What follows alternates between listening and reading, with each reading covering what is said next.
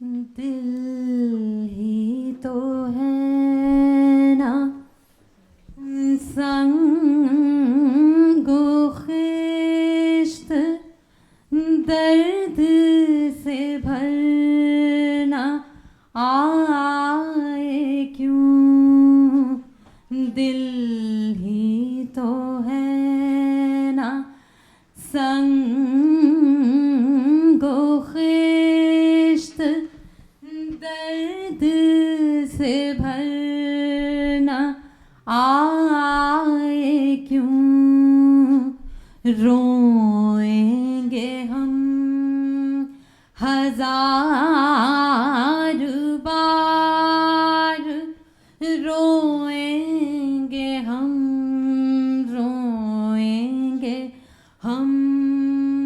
ہزار بار، کوئی ہمیں ستائے کیوں؟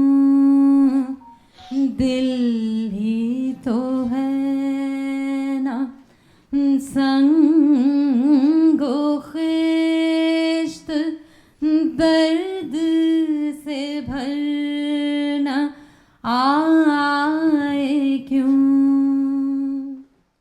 آج امپریساریو ایشیا کی جانب سے ایک پروگرام منعقد ہونے جا رہا ہے. اس کو امپریساریو ایشیا کے جو روح رواں ہیں کے کوہلی صاحب، انہوں نے ڈیزائن کیا ہے، آرگنائز کیا ہے. اور اب تک 100 سے زیادہ شو اس ایک پروگرام کے، جو ہم غالب کے خطوط کے حوالے سے اس کی بات کر رہے ہیں، اس کے ہو چکے ہیں مختلف جگہوں پر. سب سے زیادہ تو انڈیا ہیبیٹیٹ سینٹر میں ہوئے، پھر کچھ اور جگہوں پر یونیورسٹیز میں بھی ہم نے کی ہیں، دوسرے آڈیٹوریمس میں بھی کی ہیں. غالب ایک بہت بڑے شاعر تھے، یہ دنیا جانتی ہے، لیکن غالب پروز رائٹر بھی تھے، یہ بہت کم لوگ جانتے ہیں. اور ان کا جو پروز ہے ان کی پوئٹری سے مطلب کمتر نہیں ہے، بہتر تو میں نہیں کہوں گا لیکن کمتر بھی نہیں ہے. اور خاص طور سے دلی شہر، دلی کی تاریخ، دلی کا بسنا، دلی کا اجڑنا، دلی کی بربادی، ایک نئی تہذیب کا آنا، اس تہذیب کے جو ہے علمبرداروں کا آنا، اور ایک پرانی تہذیب کا ڈوبنا یا کمزور ہونا، ان سب کو اگر ہم دیکھیں تو غالب نے ڈاکومنٹ کیا ہے. خاص طور سے 1857 میں جو تباہی اور بربادی ہوئی ہے، تو یہ خطوط صرف خطوط نہیں ہے، بلکہ ایک آئی وٹنس کی طرح سے غالب ہم کو بتا رہے ہیں. ایک ایک خط جو ہے اس میں انسانی رشتے، ان کی اچھائیاں، ان کی کمزوریاں، ان کی جو ہے طرف سے جو غفلت ہوئی ہے، اور غالب کو جو چوٹ پہنچی ہے اور جو صدمہ پہنچا ہے، اور جہاں خوش ہوتے ہیں وہ، اور جس طرح سے ان کا اکیلا پن ہے، دن بدن وہ بہت اکیلے، بہت کمزور فزیکلی، مینٹلی اور فائنینشلی ہوتے جا رہے ہیں. یہ ایک زبردست ڈاکومنٹیشن ہے. تو اس خط کے اس محفل کو سننے کے بعد انسان کو یہ لگتا ہے کہ میں ایک نئے طریقے سے، نئے زاویے سے، نئے اینگل سے غالب کو سمجھ پا رہا ہوں. اور غالب کے 5 خط کے بعد ایک وقفہ ہوگا جس میں منو کوہلی غالب کی ہی غزل پیش کریں گی. اس طرح سے غالب کا کلام بھی ہے، غالب کا پروز اور پوئٹری دونوں ہے. اور ظاہر سی بات ہے کہ ابھی تک ہر پروگرام یہ بہت کامیاب ہوا ہے. میں امید کرتا ہوں کہ آج بھی کچھ ایسا ہی کامیاب پروگرام ہوگا. Thank you. ویلکم ٹو غالب کے خطوط. We have been performing غالب کے خطوط for last many years. It is 105th performance today. It is after a gap of 2 years that we have revived the Nashist. Nashist was a monthly affair, but due to pandemic we have disrupted the program, and today we are reviving it. It is the first program, not the last.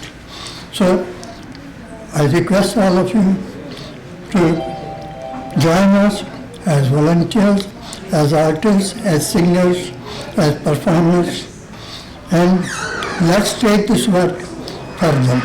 Society needs cultural programs. Society needs peace and love. This is how we can spread it.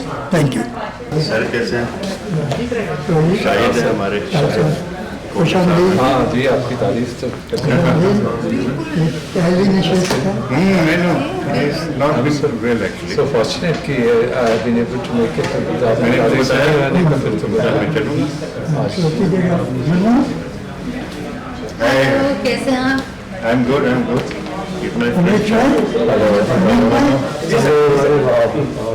جناب رسمی جادی صاحب، hello, nice meeting you.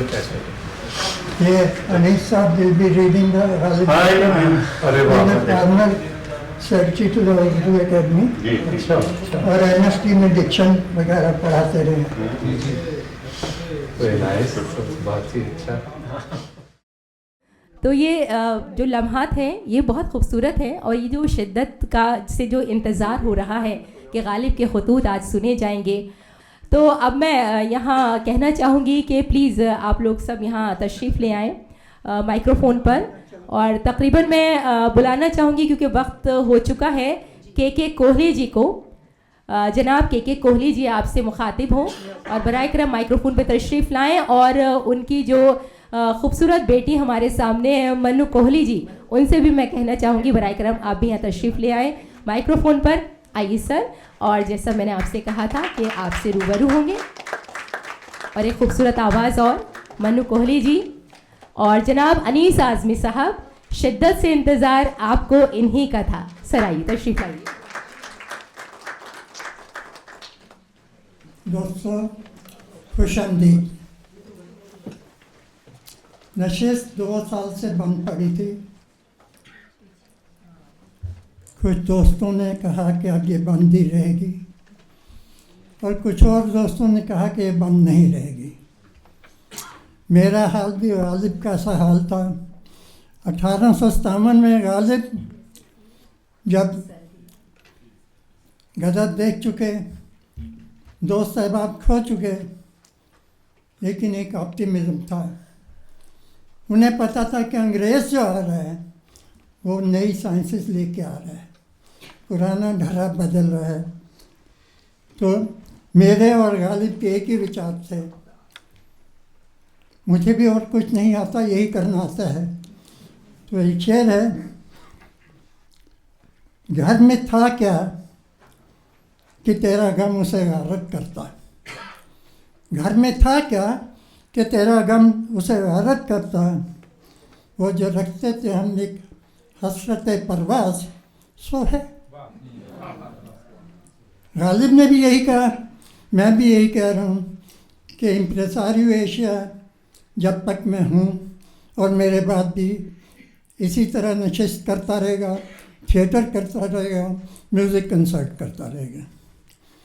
Ghalib के बारे में मैं ज़्यादा तो नहीं कहूँगा, इतना कहूँगा कि सारे उसके ऊपर इल्ज़ाम थे.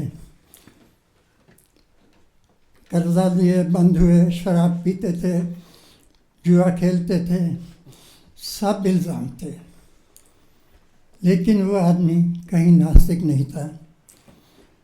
तसव्वुफ़ में वो आदमी पर्शियन ट्रेडिशन को लिए हुए था, सूफ़ी था.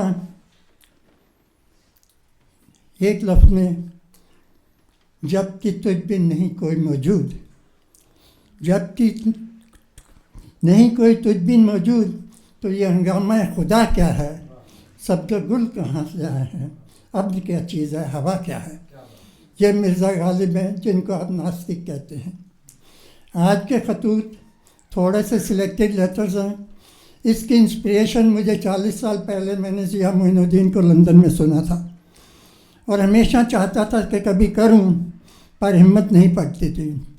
फिर मैंने कहा मैं ज़िया मोइनुद्दीन तो हूँ नहीं और ना कोई ऐसा ब्रॉडकास्टर मेरे पास है, लेकिन अल्लाह ताला ने अनीस आज़मी से मुलाकात करवाई और मैंने ये एक इजाफ़ा ये कर दिया कि भैया लोग इतनी उर्दू शायद ना समझें तो 3-4 खतूत के पास एक गज़ल पढ़ दो तो शायद कुछ फ़र्क पड़ जाए. तो ये सब सोची समझी उसके मुताबिक हो रहा है. बस मैं इतना कह के जनाब अनीस आज़मी साहब को मदद करूँगा. हमारे सामने रेशमा फारूकी हैं. She is a very prominent TV anchor, radio jockey और कई बार हमारे प्रोग्राम इन्होंने एंकर किए हैं. अनीस आदमी ने मेरे साथ 100 ऊपर शो किए हैं. 15-20 साल हो गया. जब मौका मिलता कर लेते हैं. ये हैदराबाद चले गए तो हम फिर पकड़ लाए नहीं. उसके बाद मेरी बेटी है जो गज़लें पढ़ेगी. इन्हें भी बस गज़ल का ऐसे ही शौक है जैसे मुझे गालिब पढ़ने का शौक है. शुक्रिया अनीस साहब.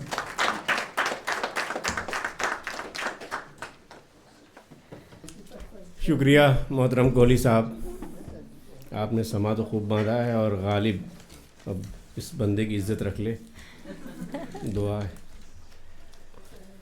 غالب مشہور ہیں اپنی شاعری کے حوالے سے، اور دنیا کی کوئی ایسی زبان نہیں ہے جس میں غالب کی شاعری کا ترجمہ نہ ہوا، اسی لیے وہ گریٹ ہیں۔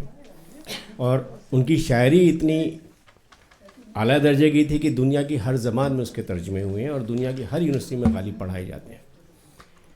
پروز کے حوالے سے غالب کے بارے میں کبھی نہیں سوچا گیا تھا کہ وہ کوئی اچھا پروز غالب کے حوالے سے ملے گا، لیکن جب رفتہ رفتہ جمع کرتے گئے لوگ اور ایک خزانہ جمع ہوا تو یہ پتہ چلا کہ 1857 یا دلی کی ابتدا سے اس کی جو اجڑی ہوئی کہانیاں ہیں وہاں تک اگر کوئی سب سے سالڈ ڈاکومنٹیشن ہے تو وہ صرف غالب نے کیا ہے۔ روز مرہ روز نامچے لکھے ہیں کہ آج کہاں کس گلی میں کیا ہوا، اور زندگی کے جو اتار چڑھاؤ غالب نے دیکھے ہیں شاید کسی کو میسر نہیں آئے ہوں گے کہ ایک آدمی جب لال قلعے میں داخل ہو رہا ہے دیوان عام میں تو شہنشاہ ہندوستان کھڑا ہو کے اس کا استقبال کر رہا ہے، اور اسی غالب کو 1857 کے بعد ایک حوالدار ہاتھ پکڑے تھانے لے کے چلا جا رہا ہے۔ تھانے دار پوچھتا ہے کہ ویل تمہارا نام کیا ہے؟ تو وہ کہتے ہیں غالب۔ وہ سمجھتا نہیں کہ یہ ہندوؤں کا نام نہیں سنا، مسلمانوں کا نام سنا، یہ کون ہے؟ پوچھا کہ تمہارا مذہب کیا ہے؟ اس نے کہا کہ آدھا ہندو آدھا مسلمان۔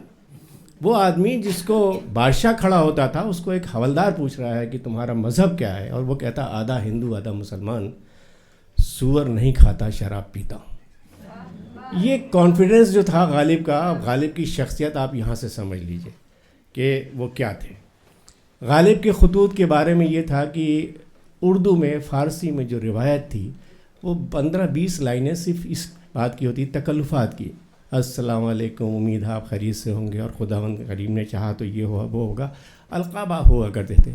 غالب نے اس پورے سسٹم کو، پہلا انسان ہے جس نے توڑ کر رکھ دیا، سیدھے ڈائلاگ کی بات، خط جو ہوگا اس میں کوئی السلام علیکم وعلیکم السلام، انشاءاللہ موسم ٹھیک ہوگا اور والدہ محترمہ کی طبیعت ٹھیک ہوگی اور وہ آپ کا جو مقدمہ چل رہا تھا وہ اب کس مقام میں پہنچا ہوگا، اس کے بعد خط شروع ہوتا تھا۔ تو غالب کے نے خود لکھا ہے کہ میں نے مراسلہ مینس لیٹر، مراسلے کو مکالمہ بنا دیا ہے، مکالمہ مینس ڈائلاگ۔ تو اب آپ دیکھیں گے کہ وہ واقعی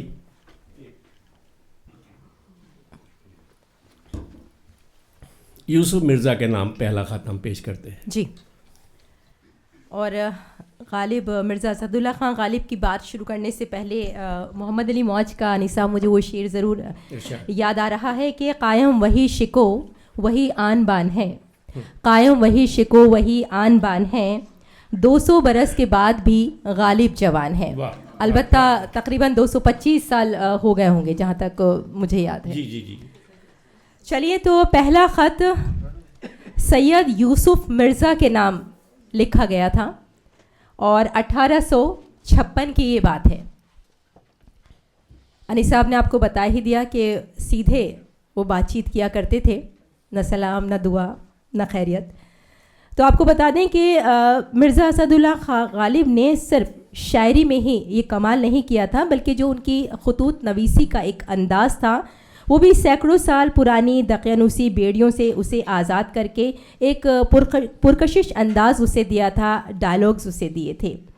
تو یہ جو خط انہوں نے لکھا تھا سید یوسف مرزا کے نام، 1856 میں لکھا یہ خط تھا، اور یہ جو خط آپ کو ابھی انیس صاحب سنائیں گے اسی بات کی دلیل ہے۔ یوسف مرزا غالب کے شاگرد بھی ہیں اور ایک عزیز دوست حسین مرزا کے بیٹے بھی ہیں، اور اس خط میں جو آپ کو چند مشکل الفاظ محسوس ہوں گے اس میں یہ لفظ آئے گا اکبر آباد یعنی آگرہ، اور مکتب داری یعنی ٹیچنگ، محل یعنی بیگمات، یعنی جو بیگمات ہوا کرتی تھیں انہیں اس وقت محل کہا کرتے تھے، جیسے ممتاز محل اس طرح سے، اور مطلب چیف کوئن جو ہوتی تھی ان کو محل کہا کرتے تھے۔ اور بڑے ہی خوبصورت انداز میں خط کی شروعات ہو رہی ہے، تو اب آپ یہ خط سنیے سید یوسف مرزا کے نام۔ مرزا بہت شاندار مرزا اسداللہ خان غالب کا جو انداز ہے اسے پیش کر رہے ہیں انیسہ اعظمی صاحب۔ کوئی ہے ذرا یوسف مرزا کو بلائیو، لو صاحب وہ آئے، ارے بیٹھو میاں، کل میں نے تم کو ایک خط بھیجا تھا، مگر تمہارا ایک سوال کا جواب اس خط میں رہ گیا تھا، اب سن لو، بیٹھو تو صحیح۔ تفضل حسین خان اپنے ماموں معید الدین خان کے پاس میرٹھ ہیں، شاید دلی آیا ہو، مگر بھائی میرے پاس تو نہیں آیا۔ والد ان کے غلام علی خان اکبر آباد میں ہیں، مکتب داری کرتے ہیں، لڑکوں کو پڑھاتے ہیں اور روٹی کھاتے ہیں۔ تم لکھتے ہو کہ 50 محل واجد علی شاہ کے کلکتے گئے۔ تمہارے ماموں محمد قلی خان خط میں لکھتے ہیں کہ شاہ اودھ بنارس آ گئے۔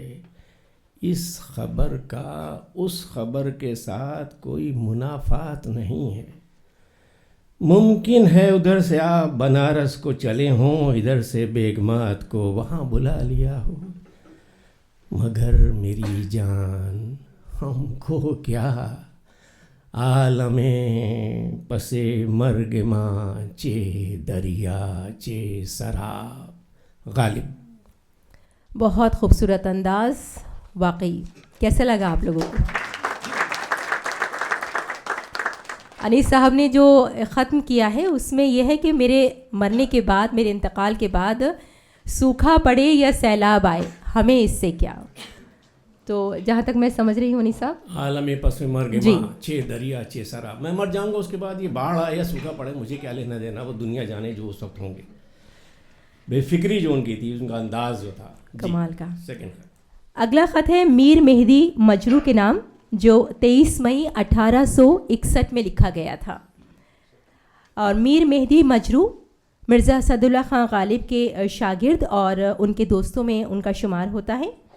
آپ اردو فارسی کے شاعر تھے اور دلی والے دلی کی ہر بات پر ناز کرتے ہیں، یہ بات تو آپ اچھی طرح سے جانتے ہی ہیں، تو اور آج بھی یہ قائم ہے بات۔ اردو فارسی کے آپ شاعر رہے ہیں اور 1857 کے حالات سے پریشان ہو کر میر مہدی مجرو اپنی جان بچا کر پانی پت چلے گئے تھے، یعنی کہ ایک طرح سے بھاگ گئے تھے اور پھر وہیں آباد ہو گئے تھے۔ غالب کی پڑوس کی بچی کا اسی دوران پانی پت سے ہی رشتہ آتا ہے۔ پانی پت کے اس لڑکے جس کا رشتہ تھا احمد حسین خان کی غالب پوری طرح سے تفصیل جاننا چاہتے ہیں، یعنی اس کی چھان بین کرواتے ہیں، لیکن اس سے پہلے وہ میر مہدی کی خبر لیتے ہیں کہ میاں تم جس دلی پر جان دیتے تھے اسے بے سہارا چھوڑ کر تم غائب ہو گئے۔ یہاں بچا ہی کیا ہے یا بچا ہی کون ہے؟ نہ حضرت نظام الدین اولیاء کی درگاہ پر وہ رونقیں ہیں، نہ وہ ذوق ہیں، نہ وہ مومن ہیں۔ ایک آزردہ ہے جو آج تقریباً بے ہوش پڑے ہیں۔ اس کے جو مشکل الفاظ ہیں وہ ہے سید زیادہ، یعنی اس سید کی اولاد۔ جس طرح سے آپ سب جانتے ہی ہیں کہ چاہے پنڈتوں کی بات کریں یا برہمنوں کی بات کریں، ایک اعلیٰ کاسٹ ہوا کرتی ہے، اسی طرح سے مسلمس میں جو سید ہوتے ہیں وہ بھی اعلیٰ کاسٹ مانے جاتے ہیں۔ تو انہوں نے ایک طرح سے غالب نے اس میں لکھا ہے کہ سید زادے، یعنی کہ پوری طرح سے جو سید کی اولاد ہوتی ہے، اور نہ سخنوری اور نہ سخندانی، یعنی کہ نہ لکھنے پڑھنے کی بات ہے، اور پھر کس بات پر آپ اتنا اکڑ رہے ہیں، نہ لکھتے ہیں نہ پڑھتے ہیں، پھر کس لیے اکڑ رہے ہیں۔ اور ازروع تحقیق مشرع، یعنی پوری چھان بین کرو اور اس کے بعد مجھے اطلاع کرو، یعنی مجھے لکھو پوری چھان بین کے بعد، انویسٹیگیشن کے بعد۔ معاش کیا ہے، یعنی کہ اس کی لڑکے کی آمدنی کیا ہے، کیا کماتا ہے، کیا انکم ہے اس کی۔ لیاقت، کوالیفیکیشن، جیسے کہ آپ جانتے ہیں کہ چھان بین کی جاتی ہے اسی طرح سے اس زمانے میں۔ انیس صاحب۔ او میاں سید زادہ آزادہ، دلی کے عاشق و دل دادا، ڈھے ہوئے اردو بازار کے رہنے والے، حسد سے لکھنؤ کو برا کہنے والے، نہ دل میں مہر و آزرم، نہ آنکھوں میں حیا و شرم، نظام الدین ممنون کہاں، ذوق کہاں، مومن خاں کہاں، ایک آزردہ سو خاموش، دوسرا غالب وہ کہ بے خود و مدہوش، نہ سخنوری نہ سخندانی، کس برتے پر تتا پانی، ہائے دلی وائے دلی، بھاڑ میں جائے دلی۔ سنو صاحب، پانی پت کے رئیسوں میں ایک شخص ہے احمد حسین خان ولد سردار خان ولد دلاور خان، اور نانا اس احمد حسین خان کے غلام حسین خان ولد مصاحب خان۔ اس شخص کا حال ازروئے تحقیق مشرح مفصل لکھو۔ قوم کیا ہے، عمر کیا ہے، معاش کیا ہے، تاریخ کیا ہے، احمد حسین خان کی لیاقت ذاتی کا کیا رنگ ہے، طبیعت کا کیا ڈھنگ ہے، بھائی خوب چھان کے لکھ اور جل لکھ۔ پنچشنبہ 23 مارچ 1861، اسد اللہ خان غالب۔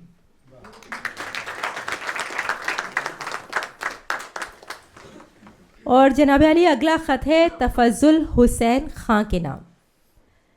غالب کے آپ شاگرد ہیں اور دوست کے بیٹے یعنی ان کے بھتیجے ہیں۔ غالب تفضل سے اپنا دیوان ادھار مانگ رہے ہیں، ذرا غور کیجیے گا، اپنا ہی دیوان ان سے ادھار مانگ رہے ہیں تاکہ اپنی کچھ غزلوں کی نقل اتار سکیں۔ تفضل بہانہ بناتے ہیں، غالب نوکر کو دوبارہ خط کے ساتھ ان کے پاس بھیجتے ہیں۔ اس میں ہوگا مستار دو، یعنی کہ ادھار دو، اپنا ہی جو ان کا دیوان تھا ادھار دو، اور دوسرا آزار دینا، دکھ دینا، تکلیف دینا، حامل رقہ، بیئرر آف لیٹر۔ اور اس کے علاوہ اس میں آپ کو کئی الفاظ نظر آئیں گے، جیسے آفرین ہے یعنی کہ واہ واہ کیا بات ہے، اس طرح کے الفاظ آپ اس میں محسوس کریں گے۔ انیس صاحب: کیوں صاحب، یہ چچا بھتیجا ہونا اور شاگردی اور استادی سب پر پانی پھر گیا۔ اگر کوئی 1500 کی چیز ہوتی اور میں تم سے مانگتا تو خدا جانے تم کیا غضب ڈھاتے۔ میرا کلام خرید 8-10 روپے کی، سو وہ بھی میں یہ نہیں کہتا کہ مجھ کو دے ڈالو، تم کو مبارک رہے، مجھ کو استاد مان کر ہی مستعار دو، میں اس کو دیکھ لوں جو میرے پاس نہیں ہے، اس کی نقل کر لوں، پھر تم کو واپس بھیج دوں گا۔ اس طرح کی طلب پر نہ دینا دلیل اس کی ہے کہ تم مجھ کو جھوٹا جانتے ہو، میرا اعتبار نہیں، یا یہ کہ مجھ کو آزار دینا اور ستانا بادل مطلوب ہے۔ بھئی وہ کتاب ابھی تم میرے آدمی کو دے دو، باللہ واللہ اس میں سے جو میرے پاس نہیں ہے اس کی نقل کر کے تم کو بھیج دوں گا۔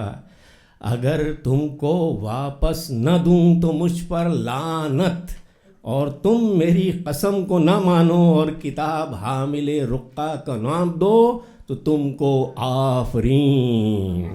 غالب۔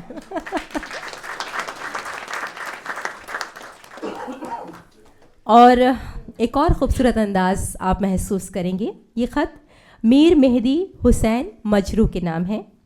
9 ستمبر 1858 میں یہ خط لکھا گیا تھا۔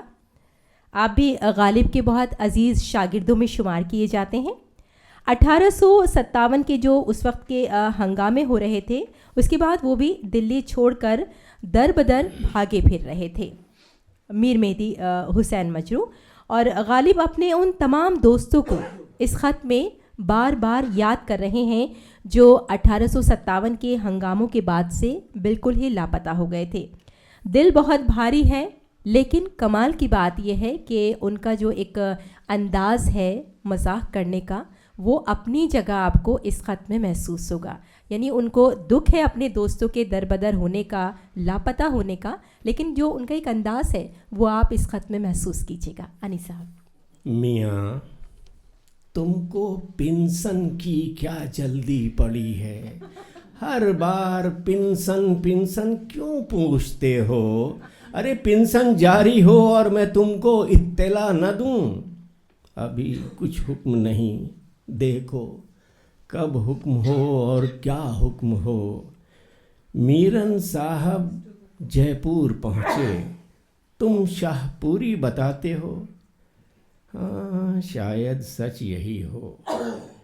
हाँ मीर महमूद अली और बीरबर और अबुल फजल भी तो थे, मगर देखा चाहिए भाई दरख्त अपनी जगह से उखड़ कर बदुश्वार ही कहीं और जम पाता है।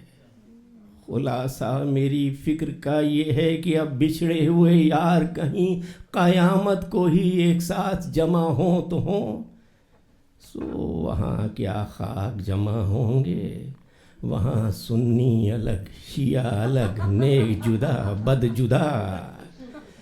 मीर सरफराज हुसैन को दुआ, मीर नसीरुल्लाह को पहले बंदगी फिर दुआ। किताब का नाम मैंने दस्तंबू रखा, आगरे में छापी जाती है। तुमसे तुम्हारे हाथ की औराक लिखे हुए लूँगा, तब एक किताब मैं तुमको भी दूँगा। गालिब। बहुत शुक्रिया। और प्रोज़ आप सुन रहे हैं मिर्ज़ा असदुल्ला खां गालिब के, और एक से बढ़कर एक शानदार ख़त हैं। इसमें कोई शक की बात नहीं है कि जब जब हम गालिब को सुनते हैं, उनके ख़त सुनते हैं, तो उनकी शायरी से भी महसूस होना हम सब के लिए मुझे लगता है लाजमी हो जाता है। लिहाजा इसीलिए यहाँ हमने मदू किया है मन्नू कोहली जी को, और आप सब जानते हैं खूबसूरत आवाज़ की आप मालिका हैं, बहुत गहराई से आप गाती हैं, और जब आप इन्हें सुनेंगे तो गालिब की शायरी को भी आप बहुत करीब से महसूस करेंगे। तो चलिए गालिब का कलाम सुनते हैं मन्नू कोहली जी से।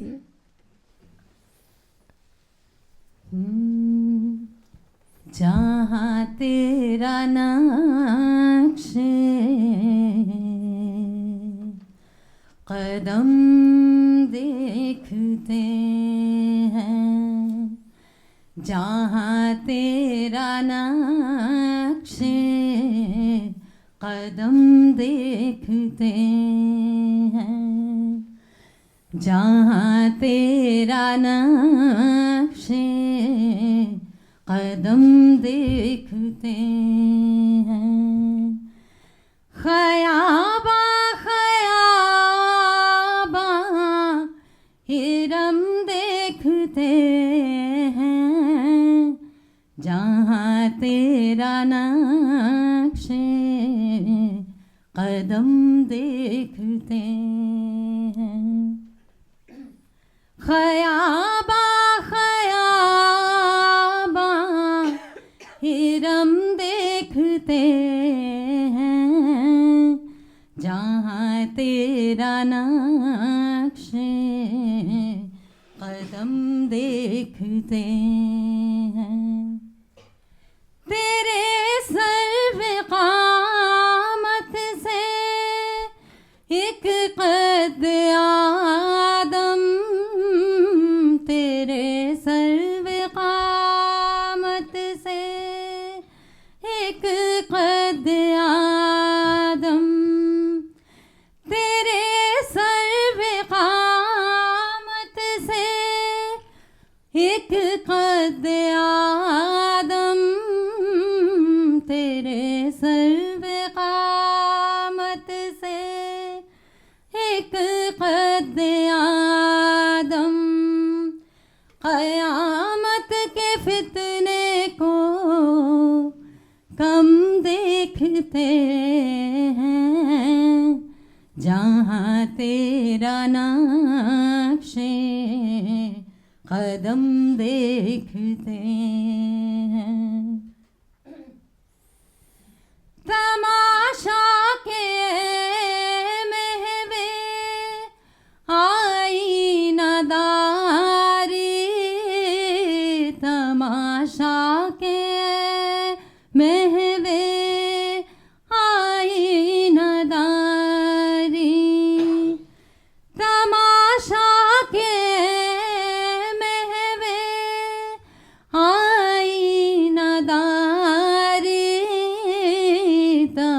तमाशा के महवे आई नदारी, तुझे किस तमन्ना से हम देखते हैं, जहाँ तेरा नक्शे कदम देखते हैं। बना कर फकीरों का हम भेस गालिब, बना कर फकीरों का हम भेस गालिब, बना कर फकीरों का हम भेस गालिब, बना कर फकीरों का हम भेस गालिब, तमाशाए अहले करम देखते हैं, जहाँ तेरा नक्शे कदम देखते हैं, जहाँ तेरा नक्शे कदम देखते हैं। खयाबा खयाबा हिरम देखते हैं, जहाँ तेरा नक्शे कदम देखते हैं। वाह वाह, बहुत बहुत शुक्रिया मनु कोहली जी। और वाकई गालिब भी क्या गालिब थे और आज भी गालिब हैं। शायद इसीलिए कहा जाता है कि हैं और भी दुनिया में सुखनवर बहुत अच्छे, बल्कि कहना चाहिए कि गालिब ने खुद ही अपने लिए कहा कि हैं और भी दुनिया में सुखनवर बहुत अच्छे, कहते हैं कि गालिब का है अंदाज़ बयां। और तो यही अंदाज़ आप महसूस कर रहे हैं, ना सिर्फ उनके खतूत के ज़रिए बल्कि उनकी शायरी के ज़रिए भी। तो चलिए एक बार फिर से लौटते हैं खतूत की दुनिया में। वैसे आजकल सब डिजिटल हो गया है और सब जानते नहीं ये खतूत क्या होते हैं और डाक का सिलसिला भी ख़त्म हो गया तकरीबन, लेकिन ये खतूत वाकई बहुत नायाब हैं। ये ख़त मिर्ज़ा गालिब ने लिखा था हकीम ग़ुलाम नजफ़ ख़ान को, और गालिब अपने शागिर्द अज़ीज़ नजफ़ ख़ान से मिलने के लिए बहुत बेकरार हैं इस ख़त में, और कहना बल्कि ये चाहिए कि उन्हें देखने के लिए तरस रहे हैं, आंखें बेताब हैं। और इसी के साथ दिल्ली में उस वक्त की बात है कि आसानी से शराब के ना मिलने और उसके बनाने पर भी पाबंदी आयद कर दी गई थी, जिसकी वजह से मिर्ज़ा असदुल्ला खां गालिब बहुत ज़्यादा परेशान थे। क्या बात है, होना भी चाहिए जी तो नजफ़ ख़ान के नाम गालिब के तकरीबन 25 ख़त मिलते हैं, जिसमें से एक ही बहुत नायाब ख़त है। तो इस ख़त में आपको एक बार फिर से मैं बता दूं कि पेशे से आप हकीम और शायरी का शौक़ रखते थे। अब गालिब चूँकि परेशान हैं, उनको शराब नहीं मिल रही है, तो किस अंदाज़ में वो इस ख़त को लिख रहे हैं, ज़रा गौर फरमाइएगा। अनीस आज़मी साहब। साहिब, कल तुम्हारा ख़त आया, मैंने पढ़ा, आँखों से लगाया, फिर भाई ज़ियाउद्दीन खां के हवाले कर दिया, यानी उनके घर भिजवाया। यकीन है कि उन्होंने पढ़ लिया होगा। तुम्हारे यहाँ न होने से हमारा बहुत जी घबराता है। कभी कभी नागा ज़हीरुद्दीन का आना याद आता है। कहो अब खैर से कब आओगे, कै बरस कै महीने कै दिन हमें और राह दिखाओगे। यहाँ का हाल जैसा कि तुम देख गए हो, बदस्तूर वैसा ही है। ज़मीं सख्त है, आसमान दूर है। जाड़ा खूब पड़ रहा है, तवांगर गुरूर से मुफलिस सर्दी से अकड़ रहा है। आबकारी के बंदोबस्ते जदीद ने मारा, अर्क के ना खिंचने की क़ैद शदीद ने मारा। इधर इंसदादे दरवाज़ाए आबकारी है, उधर विलायती अर्क की कीमत बहुत भारी है। इन्ना लिल्लाहि व इन्ना इलैहि राजिऊन, निजात का तालिब गालिब।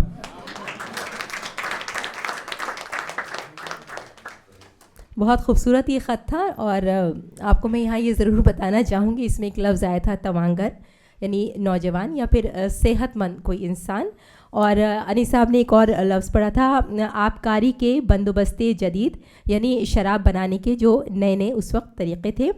और इंसदादे दरवाज़ाए आबकारी, यानी शराब बनाने पर पूरी तरह से रोक लग चुकी है। और अर्क कच्ची शराब। अगला ख़त मिर्ज़ा अलाउद्दीन अहमद ख़ां अलाई। और ख़ास बात यह है इस ख़त में कि मिर्ज़ा अलाउद्दीन अहमद ख़ां अलाई मिर्ज़ा गालिब के ससुराली रिश्तेदार भी थे।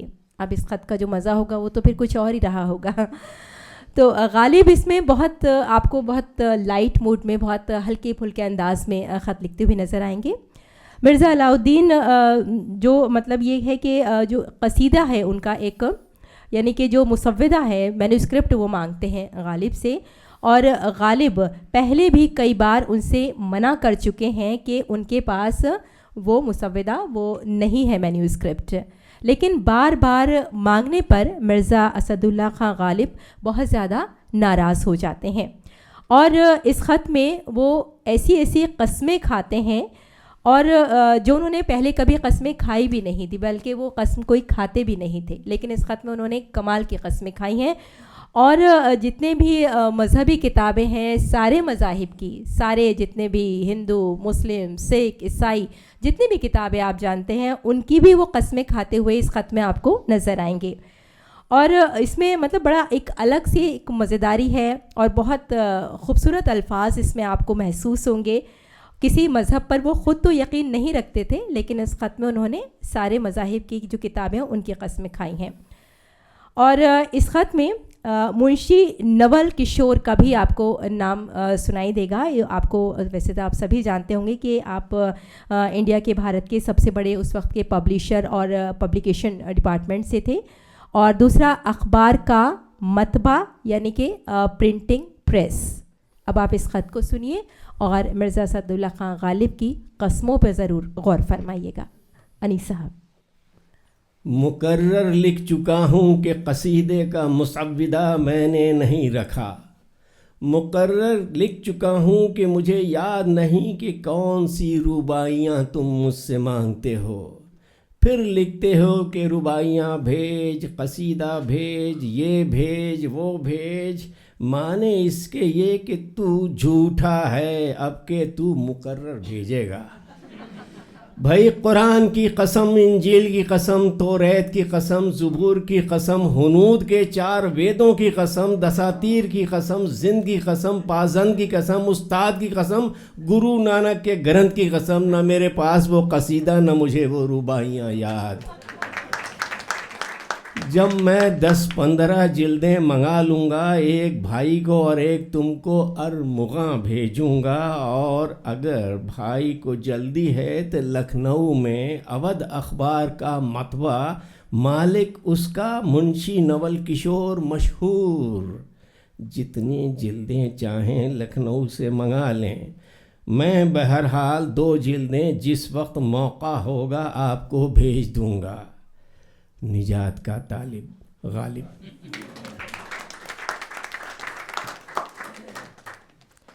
ये ख़त 29 दिसंबर 1859 में लिखा गया था, गोविंद सहाय के नाम।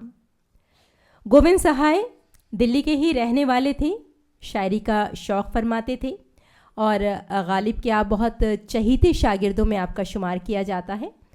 बाद में आगरा में नौकरी करने लगे और वहीं आबाद हो गए। इस ख़त में मिर्ज़ा गालिब उनसे बाय पोस्ट, यानी उस वक्त जो बैलगाड़ी से डाक आया जाया करती थी, उसमें लिखते हैं कि बाय पोस्ट यानी बैलगाड़ी की जो डाक है उससे आप शराब भेज दीजिए, यानी मिर्ज़ा गालिब उनसे शराब मंगवा रहे हैं। बहुत खूबसूरत ख़त है ये। اور اس میں کچھ مشکل الفاظ ہوں گے. دریافت کرنا یعنی معلوم کرنا, اور گڑ چال کی شراب رم. مضرت کرتی ہے یعنی بہت زیادہ تکلیف پہنچاتی ہے. نرخ کیا ہے یعنی قیمت کیا ہے. اب آپ یہ خط سنیے انیس صاحب کی زبانی. برخوردار، بہت دن ہوئے کہ میں نے تم کو خط لکھا ہے. اب اس خط کا جواب ضرور لکھو، اور بھائی ذرا جلد لکھو. 2 سوال ہیں تم سے. ایک تو یہ کہ یہاں مشہور ہے کہ نواب گورنر جنرل بہادر الہ آباد سے کانپور آ گئے. کوئی کہتا ہے آئے نہیں، آویں گے. اس کا حال جو کچھ تم کو معلوم ہو لکھو. اب دوسرا سوال یہ ہے کہ 2 قسم کی انگریزی شراب، ایک تو کانسٹینل اور ایک اولڈ ٹام، یہ میں ہمیشہ پیا کرتا تھا، اور اب یہ دونوں قسم 20 روپے حد 24 روپے درجن آ جاتی تھیں. اب یہاں پہلے تو نظر نہیں آتی تھی، اب 50 روپے اور 60 روپے درجن آتی ہیں. وہاں تم دریافت کرو کہ اس کا نرخ کیا ہے، اور یہ بھی معلوم کرو کہ بطریق ڈاک یہاں پہنچ سکتی ہے یا نہیں. یہ دونوں امر دریافت کر کے مجھ کو جلد لکھو. اگر بقیمت مناسب ہاتھ آئے اور اس کا بھیجنا ممکن ہو تو میں یہاں سے روپے کی ہونڈی تم کو بھیج دوں، اور تم خرید کر بیل گاڑی کے ڈاک سے فوراً مجھے روانہ کر دو.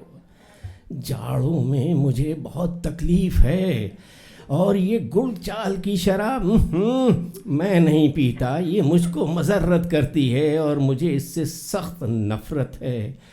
ضروری جواب طلب از جانب غالب جاں بلب. لفظوں کا کھیل کوئی غالب سیکھے کہ جان ہوٹل پہ اٹکی ہے، شراب ملے تو جان آئے. از جانب غالب جاں بلب لفظ دیکھیے. ارے سب غالب نے لکھا بہت اچھا ہے، میں نے نہیں پڑھا ہے. یہ غالب کا کمال ہے کہ جو جی واقعی آپ اس وقت جو روبرو ہیں بہت بڑے آپ ڈرامہ نگار، اور نہ جانے کتنے آپ نے ڈرامے لکھ ڈالے ہیں. اور آپ کو میں یہاں ضرور بتاؤں گی کہ ابھی تک نہ جانے کتنے ریڈیو اور ٹی وی چینلز ہیں جن کے شروعاتی دنوں میں آپ نے ان کے ساتھ کام کیا ہے اور ان کو اسٹیبلش کیا ہے، جس میں جتنا ورلڈ اسپیس سیٹلائٹ ریڈیو شروعاتی دنوں میں بہت کام کیا، اور اس کے آخر تک آپ نے اپنی خدمات انجام دی ہیں. اچھا انیس صاحب نہیں چاہتے کہ میں ان کے بارے میں آپ کو کچھ بتاؤں. چلیے، چھٹا لیٹر جو میرے پاس ہے وہ ہے حکیم غلام مرتضیٰ خان کے نام، اور 11 مارچ 1865 میں یہ خط لکھا گیا تھا. مرتضیٰ خان مہاراجہ پٹیالہ کے حکیم اور درباری ہوا کرتے تھے. غالب انہی کے بھائی کی حویلی میں اس وقت کرایہ دار کی حیثیت سے رہا کرتے تھے. بلی ماران میں جو ان کی حویلی تھی وہ انہی کے بھائی کی حویلی تھی. اور 1857 کے بعد کئی لوگوں کو نوکری سے اس وقت ہاتھ دھونا پڑا تھا. انہی میں غالب کے چہیتے شاگرد پنڈت جے نارائن بھی تھے، جو بہت زیادہ پریشان تھے کیونکہ نوکری ان کی چلی گئی تھی. غالب جے نارائن کی نوکری کے لیے دل کو چھو دینے والا ایک سفارشی خط لکھتے ہیں، اور اس میں لکھتے ہیں کہ جے نارائن نے بہت بڑے بڑے عہدوں پر نوکری انجام دی ہے، اس لیے انہی کے مرتبے کے حساب سے، انہی کی پوسٹ کے حساب سے انہیں کوئی اچھی سی نوکری دے دی جائے. اس خط میں کچھ الفاظ آئیں گے جیسے کسی امر میں یعنی کسی بھی معاملے میں، اور حامل حاصل مکتوب بیئرر آف دا لیٹر، یا پھر دوسرا ایک لفظ آئے گا صحیح کر کے. صحیح کر کے یعنی کہ کوشش کر کے. آپ اسے سنیے اور احساس کیجئے کہ کس طرح سے انہوں نے یہ سفارشی خط لکھا ہے. انیس صاحب. خان صاحب جمیل المناقب حکیم غلام مرتضیٰ خان صاحب کو غالب درد مند کا سلام پہنچے. خوب یاد کیجئے کہ میں نے کبھی کسی امر میں آپ کو کبھی تکلیف نہیں دی. اب ایک طرح کی عنایت کا سائل ہوں. حامل حاضل مکتوب پنڈت جے نارائن میرا یہ خط لے کر آپ کی خدمت میں حاضر ہوتے ہیں. ان کے بزرگ نواب احمد بخش خاں کی سرکار میں مناصب عالیہ اور عہدہ ہائے جلیلیہ رکھتے تھے. اب موقع یہ آیا ہے کہ جستجوئے نوکری میں خود پٹیالے آتے ہیں. آپ کو میرے سر کی قسم جہاں تک ہو سکے صحیح کر کے ان کو موافق ان کی عزت کے کوئی منصب کوئی عہدہ دلوا دو گے تو میں یوں جانوں گا کہ بھائی تم نے مجھے نوکر لگوا دیا ہے. بڑا احسان مند ہوں گا. نجات کا طالب غالب. اور یہ خط جناب عزیز الدین صاحب کے نام لکھتے ہیں. اور غزل نہیں ہے, غزل اب اس بات ہوتی ہے. اچھا, خطوں میں میں اتنا کھو گئی کہ میں بھول ہی گئی. تو چلیے ایک بار پھر سے کھو جاتے ہیں غزل کی دنیا میں. اور یہاں میں آپ کو بتا دوں کہ جیسا کہ ابھی مجھے منو نے بتایا تھا کہ جو غزل اب آپ تک پہنچائیں گی منو کوہلی جی, یہ غزل شانتی ہیرا نند جی کے جو شاگرد ہیں مشہور غزل سنگر سدیپ بینرجی نے منو کے لیے آلموسٹ تقریباً 30 سال پہلے کمپوز کی تھی. اور آج 30 سال کے بعد منو جی آپ کے سامنے یہ غزل پھر سے پیش کر رہی ہیں. زوردار تالیاں ہونی چاہیے. شکریہ. سادگی پر اس کی مر جانے کی حسرت دل میں ہے. سادگی پر اس کی مر جانے کی حسرت دل میں ہے. بس نہیں چلتا کہ پھر خنجر قفے قاتل میں ہے. بس نہیں چلتا کہ پھر خنجر کفے قاتل میں ہے. سادگی پر اس کی دیکھنا تقریر کی لذت کی جو اس نے کہا. دیکھنا تقریر کی لذت کی جو اس نے کہا. میں نے یہ جانا کہ گویا یہ بھی میرے دل میں ہے. میں نے یہ جانا کہ گویا یہ بھی میرے دل میں ہے. سادگی پر اس کی رنج رہ کیوں کیجیے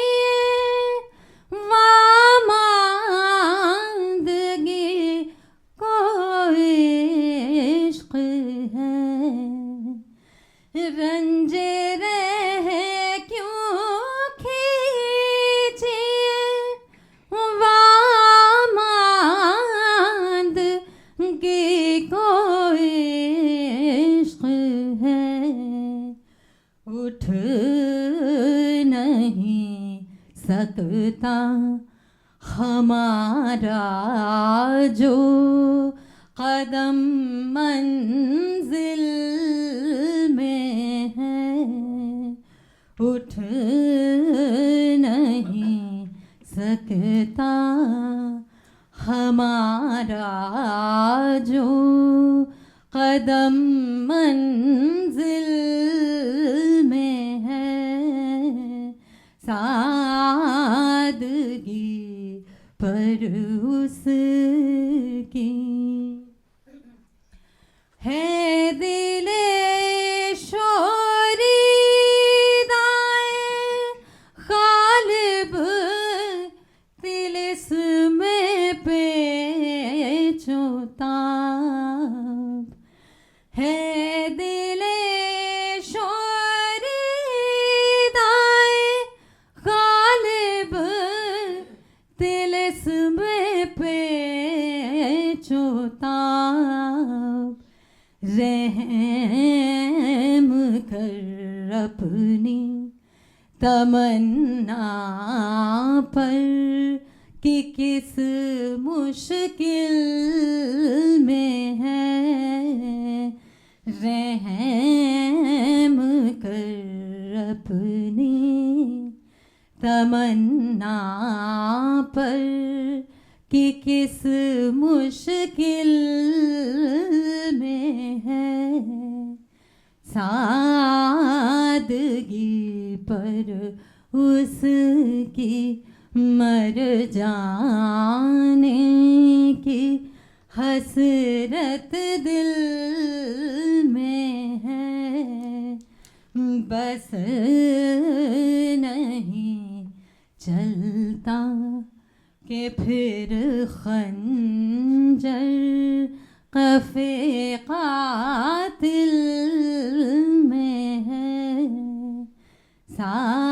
سادگی پر اس کی واہ واہ بہت خوب. ایک چھوٹا سا قصہ یاد آیا اس غزل کو لے کے. 30 سال پہلے غالب اکیڈمی نے رئیس مرزا کی معرفت منو اور ان کے چھوٹے بھائی تھے انہیں کہا کہ غالب کی غزلیں پیش کریں. تو سدیپ ہمارے عزیز ہیں مایناز کلاکار ہیں تو انہوں نے یہ کمپوز کی. جب کمپوز ہو رہی تھی تو رات کو علی سردار جعفری رئیس مرزا ہم سب بیٹھے ہوئے تھے. تو اس میں ایک وہ شعر آتا ہے باماندگی کو عشق ہے. اب رات کو وہ چلتا رہا باماندگی سے عشق ہے. اب یہ بحث شروع ہو گئی رئیس مرزا اور علی سردار جعفری میں کہ نہیں یہ باماندگی کو عشق ہے سے. تو جب رات کو ہم گھر آئے تو یہ کہا گیا کہ باماندگی سے عشق ہے. تو انہوں نے صبح غالب اکیڈمی میں جب فنکشن شروع ہے سیمینار بھی تھی علی سردار جعفری اتنے بڑے پروگریسو پوئٹ خود پیپر پڑھ رہے تھے اور جب اسٹیج پہ بیٹھے تو ہانپتے ہوئے منو وہ باماندگی کو عشق ہے. تو یہ اس غزل سے جڑی ایک کہانی یاد آئی. بہت خوب بہت خوب.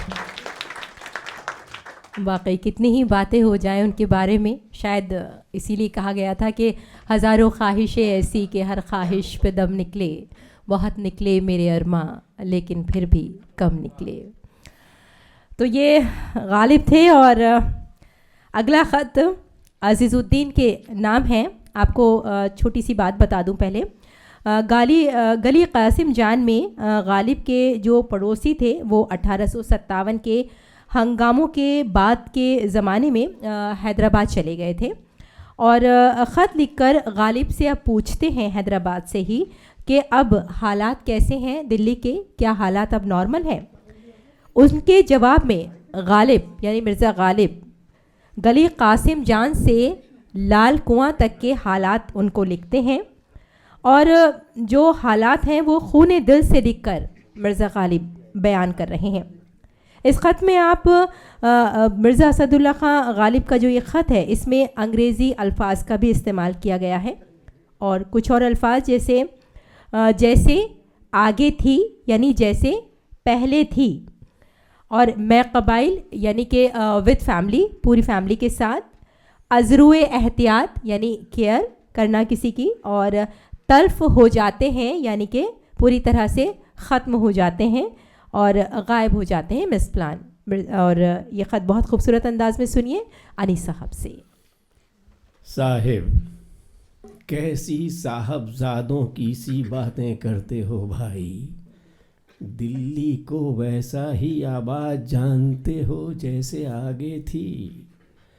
कासिम जान की गली मीर खैराती के फाटक से फतहुल्ला बेग खां के फाटक तक बेचिराग है। आबादी है तो ये है कि ग़ुलाम हुसैन खां की पूरी हवेली अब अस्पताल है।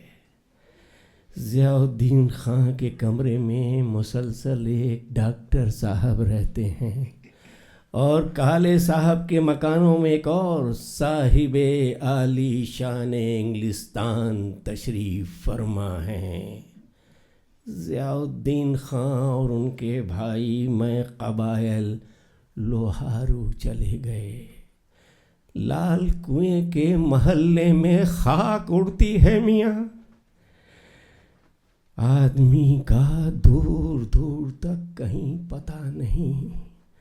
तुम्हारे मकान में जो छोटी बेगम रहा करती थीं वो लोहारू चली गईं। खेमी चंद हलवाई की दुकान में उसकी भट्टी में कुत्ते लौटते हैं। किस किस की खबर दूं, किस किस का हाल सुनाऊं, कहाँ का किस्सा बयान करूं। ख़त अज़रुए एहतियात बैरंग भेजा है। पोस्ट पेड ख़त अक्सर तल्फ हो जाते हैं, चुनांचे काजी अब्दुल जमील साहब का ख़त जिसका ज़िक्र आपने लिखा है, मेरी आँखें फूट जाएं अगर मैंने वो ख़त देखा हो। आप उनसे मेरा सलाम व न्याज कहिएगा और ख़त के ना पहुँचने की उनको इत्तला दीजिएगा। गालिब।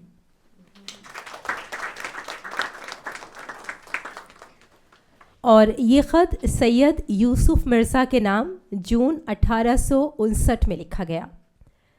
इस ख़त में मिर्ज़ा गालिब सैयद यूसुफ मिर्ज़ा को तसल्ली देते हैं अपने एक अलग अंदाज में, मुनफरिद अंदाज में। होता क्या है कि गालिब दिल्ली से रामपुर के लिए रवाना हो रहे थे, तभी उनको एक ख़त मिलता है जिसमें यूसुफ मिर्ज़ा अपने यहाँ खूबसूरत बच्चे की पैदाइश का ज़िक्र करते हैं। अब जैसे ही मिर्ज़ा असदुल्ला खां गालिब रामपुर पहुंच जाते हैं तो उन्हें एक दूसरा ख़त मिलता है जिससे ये पता चलता है कि वो बच्चा अल्लाह को प्यारा हो गया, यानी उसका इंतकाल हो जाता है। और ठीक उसके एक हफ़्ते के बाद गालिब को एक और ख़त मिलता है यूसुफ मिर्ज़ा का, जिसमें ये लिखा होता है कि 2 दिन के फासले पर यूसुफ मिर्ज़ा की नानी और नाना का इंतकाल हो गया है। अब मिर्ज़ा असदुल्ला खां गालिब दिल्ली लौट रहे हैं और उनके ही एक ख़त से उन्हें पता चलता है कि नवाब मुज़फ़्फ़रुद्दौला नहीं रहे। नवाब मुज़फ़्फ़रुद्दौला वो नवाब साहब थे जो शायरों की हर तरह से उस ज़माने में मदद किया करते थे।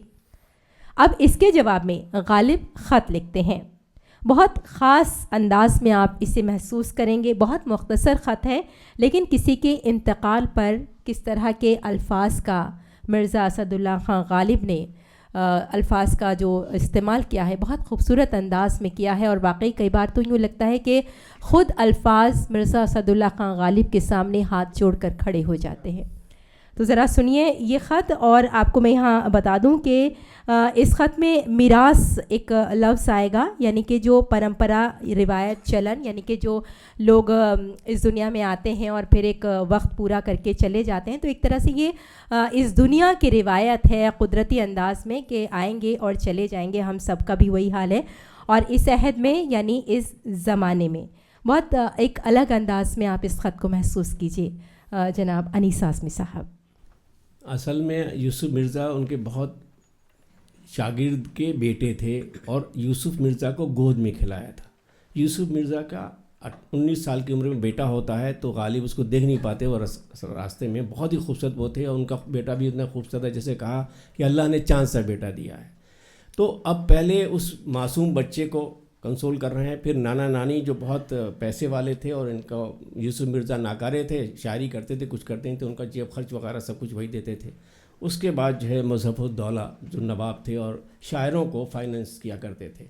3 موتیں ہیں، پہلے ایک معصوم بچے کی، دوسرے نانا نانی کی، اور تیسرے ایک فائنانسر کی. اب سنیے.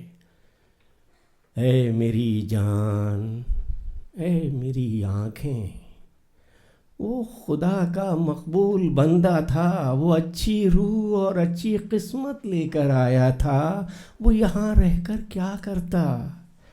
ہرگز غم نہ کرو، ابھی تم خود بچے ہو، اللہ تمہیں جیتا رکھے، اولاد بہت. نانا نانی کے مرنے کا غم کیوں کرتے ہو بھائی؟ ان کی موت کا ذکر ہی کیوں کیا تم نے؟ بزرگوں کا مرنا بنی آدم کی میراث ہے. کون ٹکا ہے کون ٹکے گا، سب کو جانا ہے، یہی تو زمانہ ہے. کیا تم یہ چاہتے تھے کہ وہ اس عہد میں ہوتے اور اپنی آبرو کھوتے؟ ہاں، مظفر الدولہ کا غم من جملہ واقعات کربلائے معلیٰ ہے. یہ داغ ماتم جیتے جی نہ مٹے گا. اب تو فکر یہ ہے کہ کھائیے کیا اور رہیے کہاں. نجات کا طالب، غالب.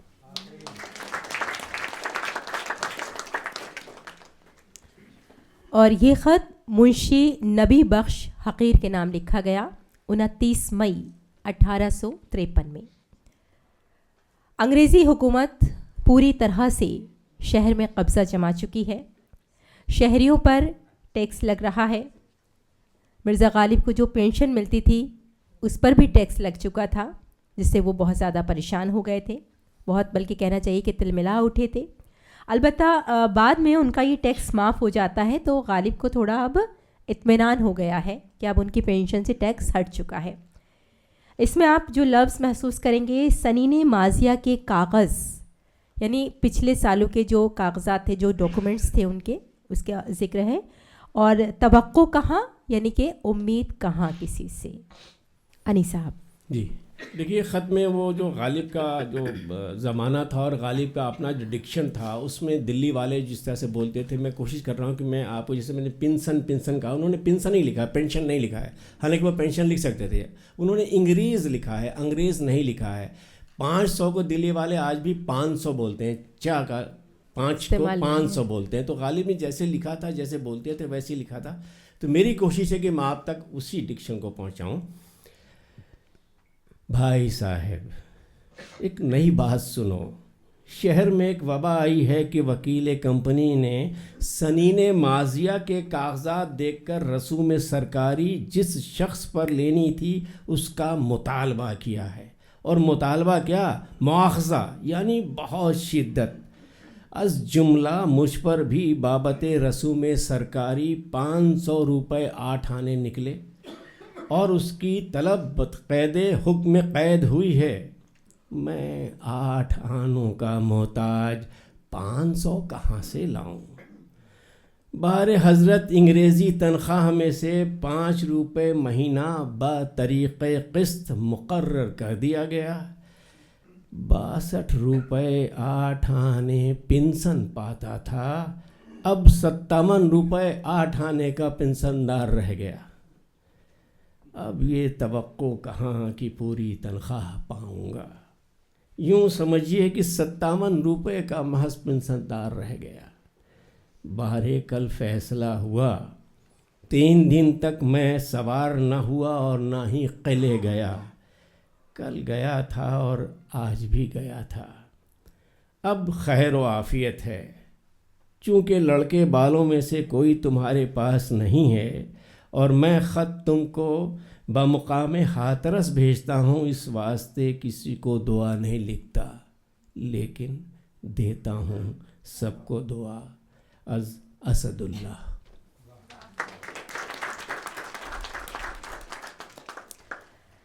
اور یہ خط میر مہدی مجروح کے نام، یہ لکھا گیا 2 فروری 1859. انگریزوں کے ظلم کی داستان ہے اس میں، اور شہر میں آباد لوگوں کو، جو لوگ ہیں اس وقت، ان کی پولیس ویریفیکیشن ہو رہی ہے. جو فصیل شہر والڈ سٹی تھی، اس کے جو باہر کے مکان تھے انہیں اس وقت گرایا جا رہا تھا. ہر روز نئے نئے قانون بن رہے تھے اور ساتھ میں لوگ پریشان ہو رہے تھے. سبھی لوگ بہت زیادہ پریشان تھے، اور شہر میں رہنے کے لیے بھی اس وقت پرمیشن لینی پڑتی تھی، یعنی پرمٹ، ایک کوئی کارڈ ہوتا تھا وہ ان کو لینا پڑتا تھا، جسے غالب نے ٹکٹ کا نام دیا ہے. غالب دلی کی اس پریشانی سے بہت زیادہ دکھی ہیں، بہت پریشان ہیں، اور شہر کی بربادی کا جو حال ہے وہ اسے اس خط میں انہوں نے بیان کیا ہے. اس میں آپ دیکھیں گے جو بہت کچھ مشکل الفاظ آئیں گے. سر گزشت یعنی آپ بیتی، املاک پراپرٹی، ڈاک میں بیٹھ کر، جیسے آپ کو بتایا تھا بیل گاڑی کی جو اس وقت ڈاک چلا کرتی تھی، بیل گاڑی میں ڈاک آیا کرتی تھی، تو ڈاک میں بیٹھ کر، ڈاک کی بیل گاڑی میں بیٹھ کر، اور اقامت آباد رہنا، اخراج باہر کرنا یعنی نکال دینا. انی صاحب، یہ پورا ڈاکومنٹ ہے جو عام طور پر نہیں ملتا. غالب کے جو خط ہے اس میں پورا دلی کے حالات پہ مطلب بہت واضح صاف صاف جو دیکھ رہے ہیں وہ لکھ رہے ہیں کہ کتنی زیادتی بڑھ گئی تھی، کتنا کنٹرول بڑھ گیا تھا ہندوستانیوں پہ انگریزوں کا. اور وال سٹی کے باہر پورا ڈیمولیشن چل رہا تھا، جامع مسجد کے چاروں طرف پورا ڈیمولش کر دیا گیا تھا. وہ سب ڈیمولیشن دلی کو سے جو عشق تھا غالب کو، وہ کسی چیز سے بھی نہیں تھا، اپنے مذہب سے بھی نہیں تھا جتنا دلی شہر سے عشق تھا ان کو. اور دلی ان کے سامنے برباد ہو رہی تھی، ہزاروں سال کی تاریخ نیست و نابود ہو رہی تھی، بلڈوز کیا جا رہا تھا. وہ درد ہے اس میں. سید صاحب، نہ تم مجرم نہ میں گنہگار، تم مجبور میں ناچار. لو اب کہانی سنو، میری سرگزشت میری زبانی سنو. نواب مصطفیٰ خاں بمیاد 7 برس کے قید ہو گئے تھے، سو ان کی تقصیر معاف ہوئی اور ان کو رہائی ملی. صرف رہائی کا حکم آیا ہے. جہانگیر آباد کی زمینداری اور دلی کی املاک اور پنشن کے باب میں ہنوز ابھی تک کوئی حکم نہیں ہوا. ناچار وہ رہا ہو کر ایک دوست کے مکان میں ٹھہرے. میں با مجرد اجتماع اس خبر کے ڈاک میں بیٹھ کر میرٹھ گیا. ان کو دیکھا، 4 دن وہاں ان کے ساتھ رہا، پھر ڈاک میں بیٹھ کر دلی لوٹ آیا.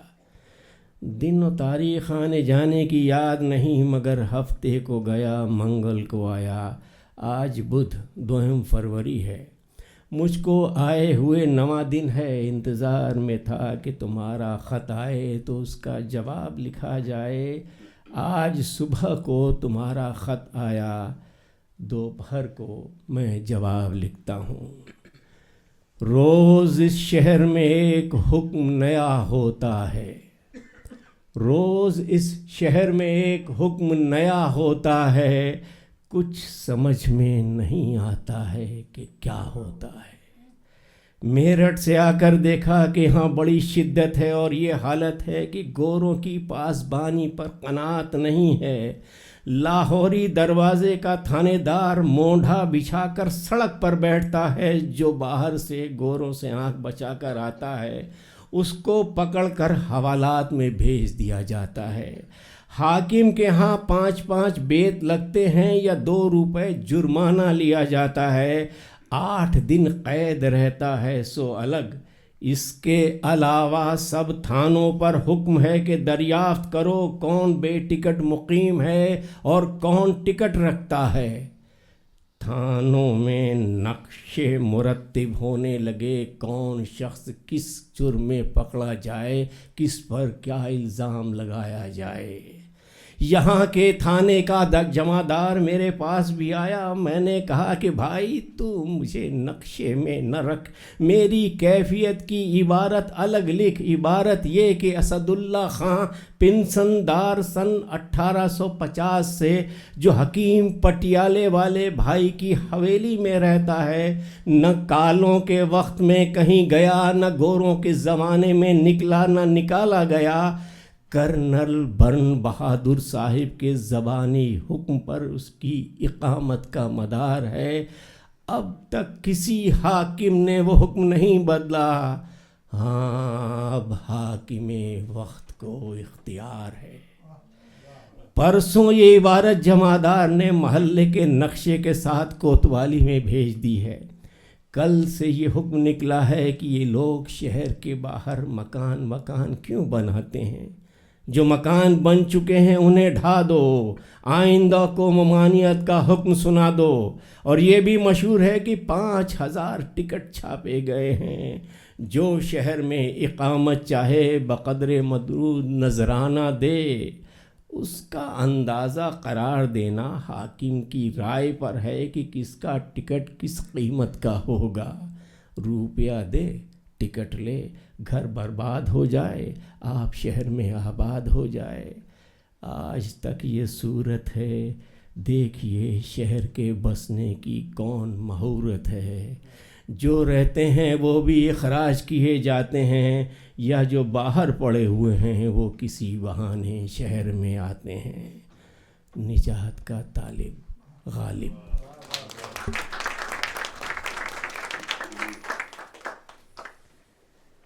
19 اکتوبر 1858 منشی شیو نارائن آرام, ان کے نام یہ خط. آپ آگرہ کے رہنے والے تھے اور دلی کالج میں آپ ٹیچر ہوا کرتے تھے. اردو, فارسی اور انگریزی آپ پڑھایا کرتے تھے, اس کے آپ عالم تھے. دلی آنے سے پہلے مرزا اسد اللہ خان غالب سے کافی خط و کتابت جو تھی وہ آپ کی رہا کرتی تھی.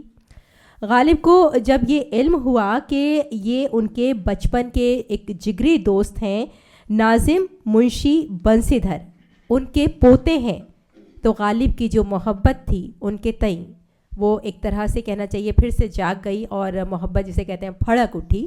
وہ کچھ غالب کا یہ انداز ہے. اور کہتے ہیں کہ انسانی رشتوں پر مرزا خان جو غالب ہیں ان کا یہ ایک لاجواب خط ہے. اور اس میں مشکل الفاظ بھی آئیں گے, لیکن ساتھ ہی اس خط میں آپ محسوس کریں گے کہ مرزا اسد اللہ خان غالب نے آگرہ میں جو اپنا بچپن گزارا تھا اس کو بھی اس خط میں یاد کرتے ہیں, اور ایک طرح سے ان کے ذہن میں فلم سی چلتی ہے کہ بچپن میں آگرہ کیسا تھا, یا وہ کس طرح سے آگرہ میں اپنا بچپن کو انہوں نے گزارا تھا. اس میں جو مشکل الفاظ آئیں گے, فرزند دلبند یعنی جگر کا ٹکڑا یعنی بیٹا, اور آویزش میل جول, اور رفیق تھے یعنی ساتھی تھے. اب آپ اس خط کو محسوس کیجئے. انیس صاحب. برخوردار نور چشم منشی شیو نارائن کو معلوم ہو کہ میں کیا جانتا تھا کہ تم کون ہو. جب یہ جانا کہ تم ناظر منشی دھر کے پوتے ہو تو معلوم ہوا کہ میرے فرزند دلبند ہو. میں تم کو مشفق و مکرم لکھوں, جناب والا لکھوں تو میں گنہگار.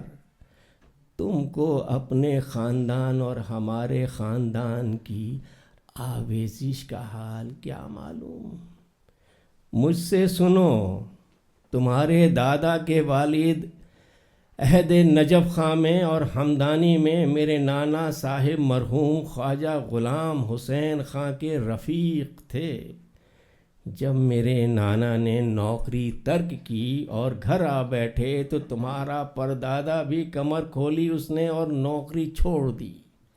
یہ باتیں میرے ہوش سے پہلے کی ہیں, مگر جب میں جوان ہوا تو میں نے دیکھا کہ منشی بنسی دھر خان صاحب کے ساتھ انہوں نے جو کٹھیم گاؤں میں اپنی جاگیر کا مقدمہ دائر کیا تھا, تو منشی بنسی دھر اس امر میں منصرم ہیں اور وکالت و مختاری کرتے ہیں میرے نانا کی. میں اور وہ ہم عمر تھے. شاید منشی بنسیدھر مجھ سے 1-2 برس بڑے ہوں یا کہ 1-2 برس چھوٹے ہوں. 19-20 برس کی میری عمر اور ایسی ہی ان کی تھی.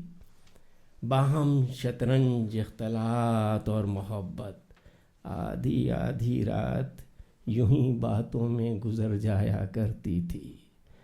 چونکہ گھر ان کا بہت دور نہ تھا، اس واسطے جب چاہتے تھے ہمارے ہاں چلے آتے تھے. بس ہمارے اور ان کے مکان کے درمیان وہ مچھیا رنڈی کا گھر تھا اور 2 کٹرے درمیان میں تھے ہماری بڑی حویلی. ہاں وہ تھی جو اب لکھمی چند سیٹھ نے مول لے لی ہے. اس کے پاس ایک اور حویلی، ایک کھٹیا والی حویلی، اور سلیم شاہ کے تکیے کے پاس دوسری حویلی، اور ایک کالے محل سے لگی ہوئی ایک اور حویلی، اور اس کے آگے بڑھ کر کٹرا ایک. ہاں کٹرا، وہ کشمیرن والا کٹرا کہلاتا تھا. اس کٹرے کے کوٹھے پر میں پتنگ اڑاتا تھا اور راجہ بلوان سنگھ سے روز پیچ لڑا کرتے تھے. میاں کیا زمانہ تھا، کیا فرصتیں تھیں. سن رہے ہو نا میں کیا کہہ رہا ہوں؟ بھائی تم سنو تو صحیح. تمہارا دادا بہت کچھ پیدا کر گیا ہے. علاقے کے علاقے مول لے لیے تھے اس نے، زمیندارہ اپنا کر لیا تھا. 10-12 ہزار روپے سرکار کی مال گزاری کیا کرتا تھا تمہارا دادا. آیا وہ سب کارخانے تمہارے ہاتھ آئے یا نہیں؟ اس کا حال ازروئے تفصیل مشرح مجھ کو لکھو. میاں 100-125 برس کی ہماری تمہاری ملاقات ہے. تم ہمیں نہیں جانتے، ہم تمہیں نہیں جانتے. پھر آپس میں نامایا پرام کا رسم و راہ نہیں. یہ کیا سلسلہ ہے؟ ایک کو دوسرے کے حال کی خبر نہیں. وہ 125 سال کی سارے تعلقات کہاں ہوا میں غائب ہو گئے. بابو ہرگوبند سائے کی خدمت میں ملاقات ہو تو ہمارا ذکر کرنا اور ہمارا سلام پہنچانا. اسد اللہ خان غالب.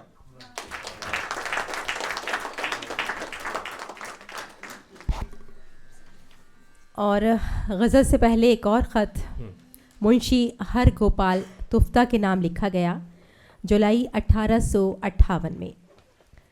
سکندرآباد بلند شہر کے آپ رہنے والے تھے اور بھرت پور کے قانون گو تھے آپ، کانسٹیٹیوشن کے ایکسپرٹ، اور اردو فارسی کے آپ شاعر ہوا کرتے تھے اور غالب کے چہیتے شاگردوں میں آپ کا شمار کیا جاتا ہے.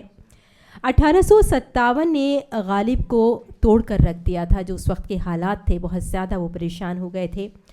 انسانی خون خرابے کی وجہ سے ایسا کہا جاتا ہے کہ وہ آنسوؤں کو پی رہے تھے، انسانوں کی موت کا ماتم کر رہے تھے. اور جو تنہائی تھی، کیونکہ زیادہ تر لوگ دلی چھوڑ کر جا چکے تھے، تنہا ہو چکے تھے، تو اس کی جو تنہائی کا احساس تھا اس خط میں وہ اس کو بہت خوبصورت انداز میں بیان کر رہے ہیں. اور جو مشکل الفاظ ہیں وہ سخن مستری ہے، یعنی شاعری کا جو سرمایہ ہے پوری طرح سے، اور زیست یعنی زندگی، اور میری بھی نامآوری یعنی شہرت، فیمس. انیس صاحب. رکھیو غالب مجھے اس تلخ نوائی میں معاف، رکھیو غالب مجھے اس تلخ نوائی میں معاف. آج کچھ درد میرے دل میں سوا ہوتا ہے. بندہ پرور، پہلے تم کو یہ لکھا جاتا ہے کہ میرے دوست قدیم میر مکرم صاحب کی خدمت میں میرا سلام کہنا اور یہ کہنا کہ اب تک جیتا ہوں، اور اس سے زیادہ میرا حال مجھ کو بھی معلوم نہیں. مرزا حاتم علی صاحب مہر کی جناب میں میرا سلام پیش کرنا. تمہارے پہلے خط کا جواب بھیج چکا تھا کہ اس کے 2 دن یا 3 دن کے بعد دوسرا خط ملا. سنو صاحب، جس شخص کو جس شغل کا ذوق ہو اور اس میں بے تکلف عمر بسر کرے، اسی کا نام عیش ہے. تمہاری توجہ بطرف شعر و سخن اور تمہاری شرافت نفس اور حسن طبع کی دلیل ہے. اور بھائی تمہاری سخن گستری ہے، اس کی شہرت میں میری بھی تو نامآوری ہے. میرا حال اس فن میں یہ ہے کہ کہے ہوئے شعر اور ان کی روش اور اگلے کہے ہوئے اشعار میں سب بھول گیا، مگر ہاں اپنے ہندوی کلام میں سے 1.5 شعر، ایک مقطع اور ایک مصرع وہ یاد رہ گیا ہے.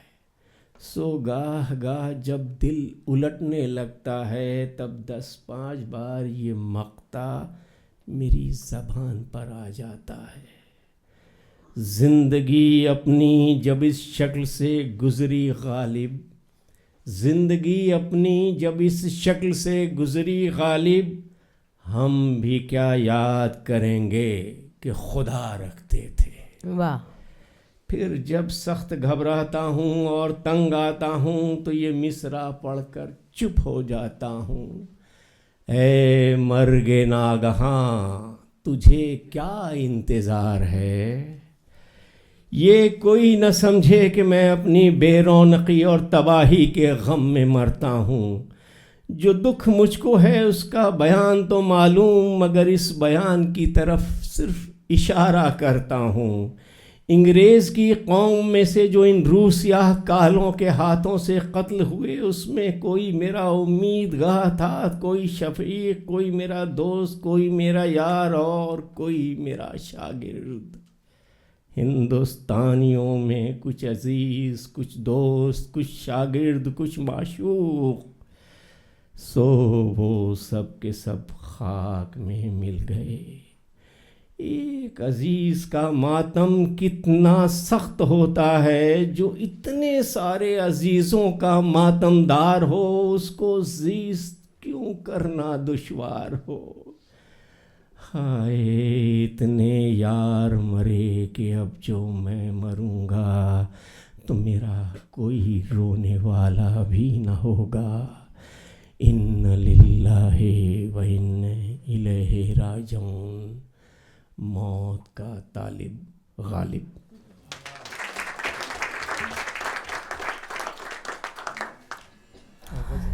تو چلیے اب ایک بار پھر منو کوہلی جی کو مدعو کریں مائکروفون پر کہ اپنی خوبصورت آواز سے غالب کا کلام ہم تک پہنچائیں. منو کوہلی جی. دل ہی تو ہے نا سنگ و خشت، درد سے بھرنا آئے کیوں. دل ہی تو ہے نا سنگ و خشت، درد سے بھرنا آئے کیوں. روئیں گے ہم 1000 بار، روئیں گے ہم، روئیں گے ہم 1000 بار. کوئی ہمیں ستائے کیوں. دل ہی تو ہے نا سنگ و خشت، درد سے بھرنا آئے کیوں. ہاں وہ نہیں خدا پرست، جاؤ وہ بے وفا سہی. ہاں وہ نہیں خدا پرست، جاؤ وہ بے وفا سہی. جس کو ہو دین و دل عزیز اس کی گلی میں جائے کیوں، روئیں گے ہم ہزار بار، کوئی ہمیں ستائے کیوں،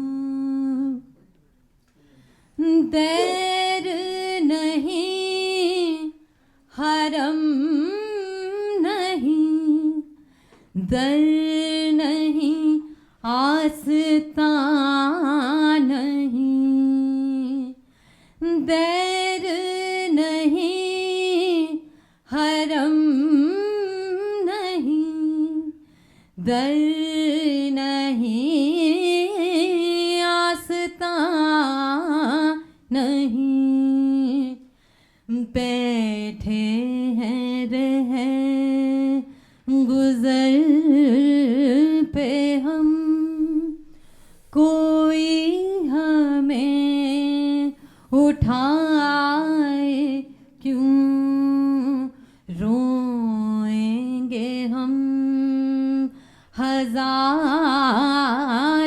بار، کوئی ہمیں ستائے کیوں،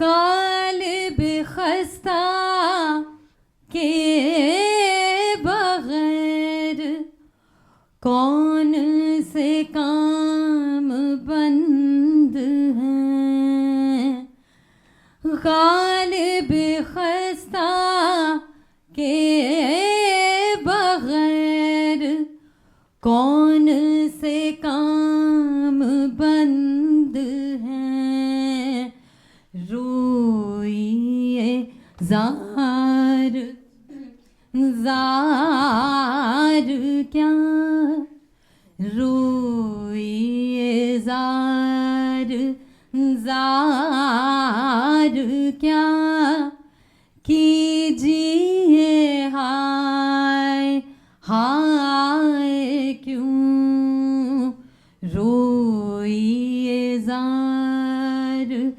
زار کیا، کیجیے ہائے ہائے کیوں، دل ہی تو ہے نا سنگ و خشت، درد سے بھرنا آئے کیوں، روئیں گے ہم ہزار بار، کوئی ہمیں ستائے کیوں،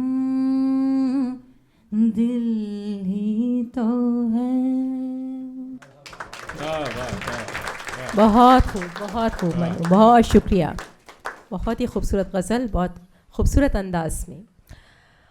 اور یہ خطوط اب جو میرے پاس ہیں، یہ اس زمانے کے خطوط آپ تک پہنچائے جا رہے ہیں جب غالب بہت زیادہ بیمار ہو گئے تھے، ایک عمر ہو گئی تھی ان کی۔ یہ خط نواب انوار الدولہ سعد الدین خاں بہادر شفق کے نام ہے۔ 15 فروری 1864 کو یہ لکھا گیا تھا۔ کانپور کے رئیسوں میں آپ بے حد خاص، بے حد اہم تھے، اور غالب کی شاعری کے حوالے سے بھی ان کے بے حد قریب تھے، بہت آپ کا ملنا جلنا تھا۔ ان کے خط کے جواب میں غالب، جو اس وقت بہت زیادہ کمزور ہو جاتے ہیں جسمانی طور پر کیونکہ بزرگ ہو چکے ہیں اور بہت زیادہ ان کو بیماریاں ہو گئی ہیں، اس میں مبتلا رہتے ہیں، تو اپنی بیماریوں کا، اپنی لاچاریوں کا جو ذکر کرتے ہیں بہت ایک الگ انداز میں کرتے ہیں۔ اس خط کو لکھنے کی ان کے اندر کہا جاتا ہے بالکل طاقت نہیں تھی، ہاتھ کانپنے لگ گئے تھے، تو یہ خط انہوں نے کسی اور سے لکھوایا تھا۔ بہت خوبصورت یہ خط ہے، اور اس میں جو آپ الفاظ کچھ محسوس کریں گے الگ سے، یہ ہے عطوفت نامہ پہنچا، یہ فارسی کا ایک لفظ ہے، اور اس کا مطلب ہے کہ ایک خط پہنچا، حواس کھو بیٹھا، یعنی جو ان کی میموری تھی، جو یادداشت تھی وہ کھو گئی تھی دھیرے دھیرے، جیسے کہ عمر کے ساتھ ساتھ کم ہونے لگ جاتی ہے. اور یہ ہے قد آدم دیوار اٹھے، یعنی کہ غالب لکھتے ہیں کہ ایک جگہ سے اٹھنے میں ان کو اتنا وقت لگتا ہے کہ قد آدم جیسے کوئی انسان اتنی دیر میں دیوار کھڑی کر دے، ان کو اتنا وقت لگتا ہے اٹھنے میں. اور ناتواں اور بہت زیادہ سست ہوں، یعنی بہت زیادہ کمزور ہو چکا ہوں، بہت پریشان ہوں، یعنی کہ جو ان کی ہیلتھ تھی بہت زیادہ خراب ہو گئی تھی. اس خط کو سنیے انیس اعظمی صاحب کی زبانی. خدا وندے نعمت، آج دوشنبہ 6 رمضان کی اور 15 فروری کی ہے. اس وقت کے 12 پر 3 بجے ہیں. عطوفت نامہ پہنچا، ادھر پڑھا ادھر جواب لکھا. سال گزشتہ مجھ پر بہت سخت گزرا. 12-13 مہینے صاحب فراش رہا. اٹھنا دشوار تھا، چلنا پھرنا کیسا. نہ تپ نہ کھانسی نہ اسہال نہ فالج نہ لقوہ. ان سب سے بدتر ایک صورت پرکدورت یعنی احتراق کا مرض، اس میں ہی مبتلا ہو گیا. مختصر یہ کہ سر سے پاؤں تک 12 پھوڑے، ہر پھوڑا ایک زخم، ہر زخم ایک غار. ہر روز بمبالغہ 12-13 پھائے، پاؤ بھر مرہم ہر پھائے میں درکار. راتیں یوں گزری ہیں کہ اگر کبھی آنکھ لگ گئی 2 گھڑی غافل رہا ہوں گا کہ ایک آدھ پھوڑے میں ٹیس اٹھی جاگ گیا، تڑپڑتا رہا.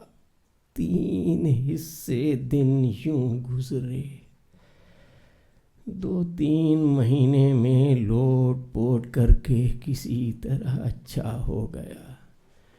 نئے سرے سے روح قالب میں آئی. اجل نے میری سخت جانی کی قسم کھائی. اب اگرچہ تندرست ہوں لیکن ناتواں ہوں، سست ہوں. حواس کھو بیٹھا، حافظے کو رو بیٹھا. اگر میں اٹھتا ہوں تو اتنی دیر میں اٹھتا ہوں کہ جتنی دیر میں قد آدم دیوار اٹھے. آپ کو آپ کی پرسش کے کیوں نہ قربان جاؤں کہ جب تک آپ نے میرے مرنے کی خبر نہ سنی تب تک میری خبر نہ لی. موت کا طالب غالب.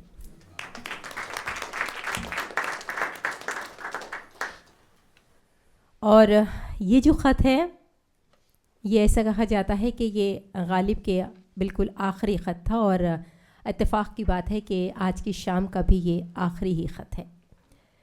یہ خط لکھا گیا تھا نواب کلب علی خاں کے نام، اور جیسے کہ میں نے بتایا کہ یہ غالب کے آخری خطوط میں سے ایک ہے. اور رامپور کے آپ نواب تھے، نواب کلب علی خاں، اور غالب کے شاگرد بھی تھے، یعنی غالب سے شاعری سیکھا کرتے تھے. غالب مسلسل اس وقت بیمار ہیں، پوری طرح سے بستر پر ہیں، پیسے کی بہت زیادہ کمی ہے، کوئی آسرا نہیں ہے پیسوں سے.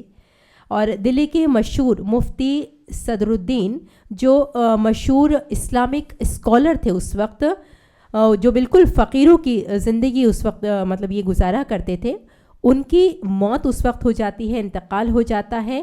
اور یہ خبر سنتے ہی نواب کلب علی خاں جو رامپور کے نواب تھے وہ گھوڑے دوڑا کر ان کی بیوہ کو 500 روپے بھجواتے ہیں.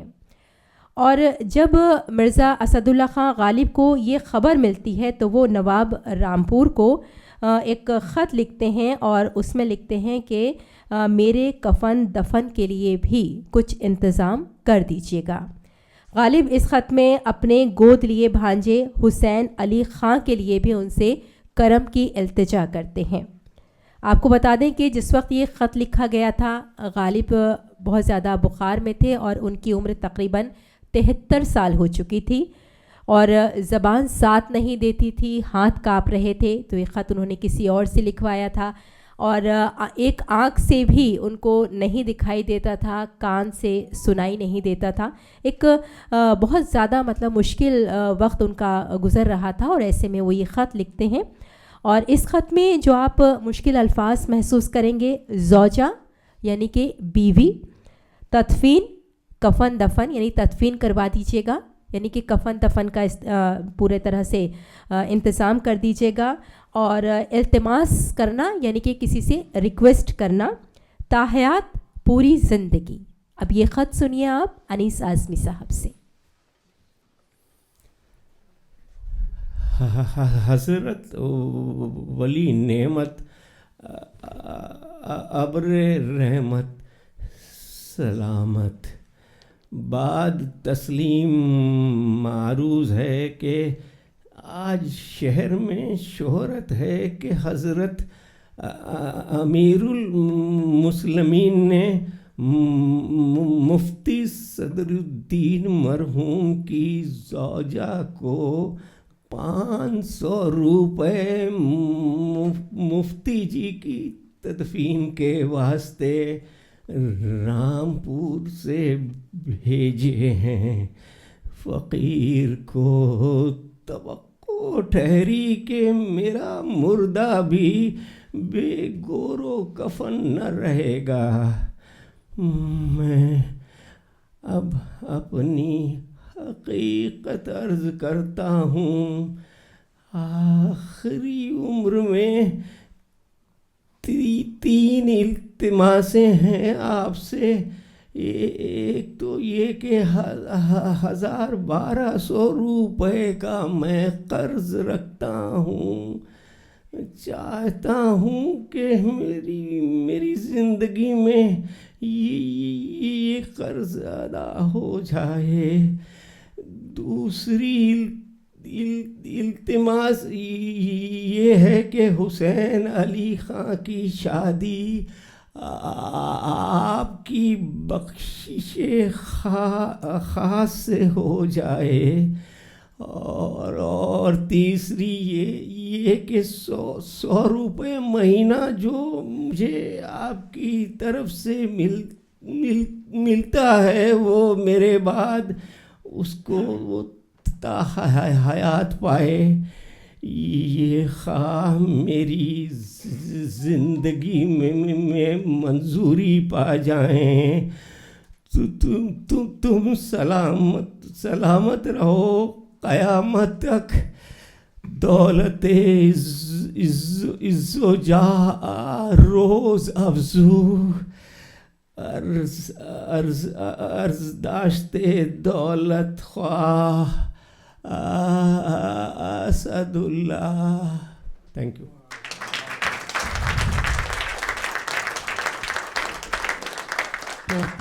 پوچھتے ہیں جی اس کا نہیں سر پلیز سوری. بس میں تو اتنا ہی کہہ رہی تھی کہ پوچھتے ہیں وہ کہ غالب کون ہیں. پوچھتے ہیں وہ کہ غالب کون ہیں, کوئی بتلاؤ کہ ہم بتلائیں کیا. اب آپ نے محسوس کیا ہوگا کہ غالب کون ہے. This is the elementary quest of a human being. شکریہ انیس بھائی. شکریہ آپ کا جو آپ نے شکریہ آپ کا obviously.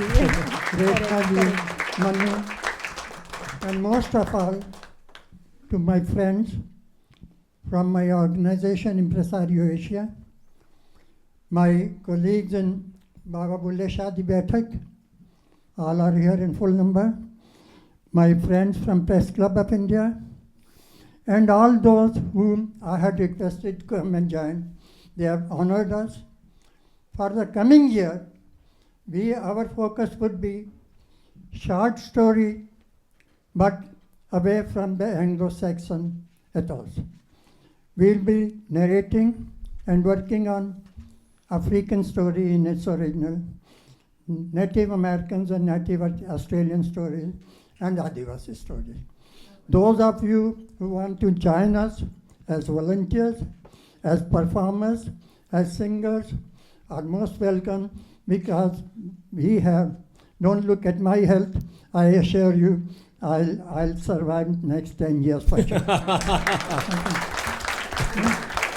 And so in February, we'll be holding a small nasheed, which will be poetry related.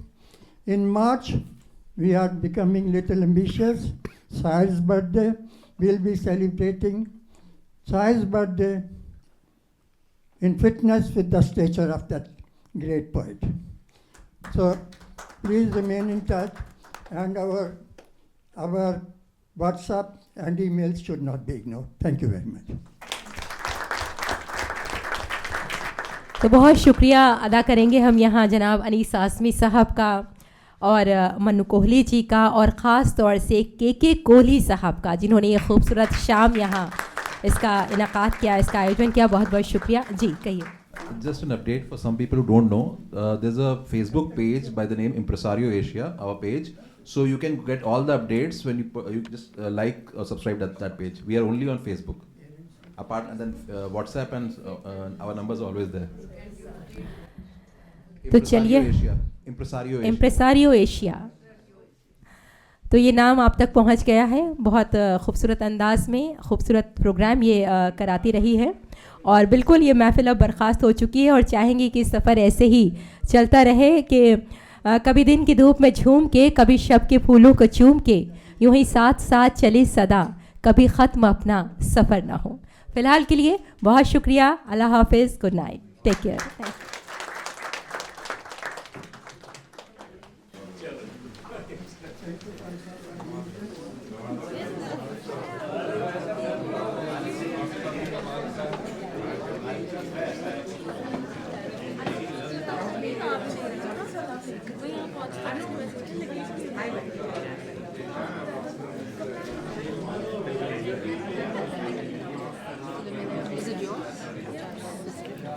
What did you say?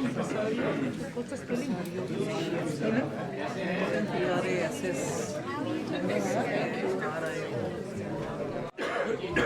On Facebook.